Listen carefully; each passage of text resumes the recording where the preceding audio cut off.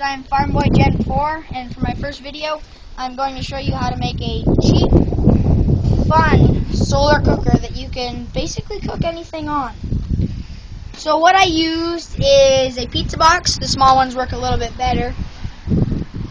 Glass. Make sure your glass fits before you actually go ahead and paint it black.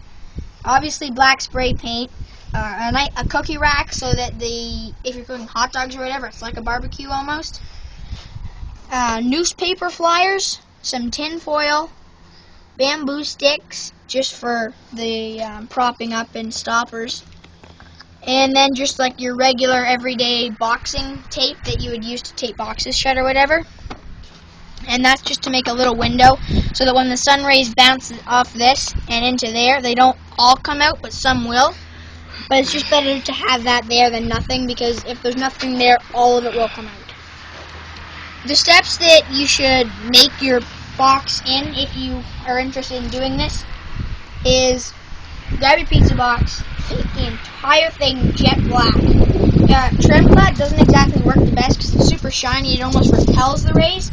So see if you can just get like regular black paint, and that's what I use, and then it just makes it like dull. And then, so you grab a pen, and then you make a line. You want to leave about like an inch and a half away from the inside of the middle so that it has almost like a roof to keep more sun rays in as possible.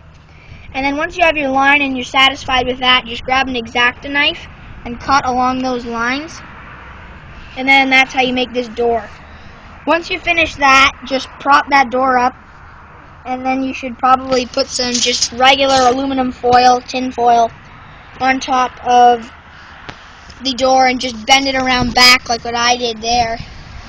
And that way you don't have to be snipping and cutting everything. Once you're finished that, it's time to work on the inside. So that black glass that you painted, that needs to be sitting in the sun drying, and it will dry fast because it is glass and it's black. So once it is 100% dry, stick it in the bottom, and like I said at the beginning, make sure it fits the pizza box. Then take your cookie sheet, and you might have to do a little trimming. I had to trim just a little bit off the sides to make it fit. And then put it on top of the glass so that your food's not on the black paint, because that could be probably harmful. It's not harmful though if it's just on top like what I did.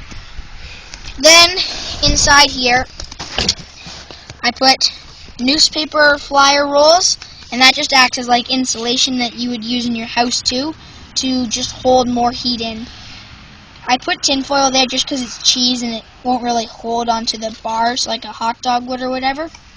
And as you can see, it's not even in the sun, and the cheese is already starting to melt. So we'll get this show on the road and put it in the sun, and hopefully we will have some melted cheese. So we'll go over. Looks like the sun's in the somewhat of the west sky.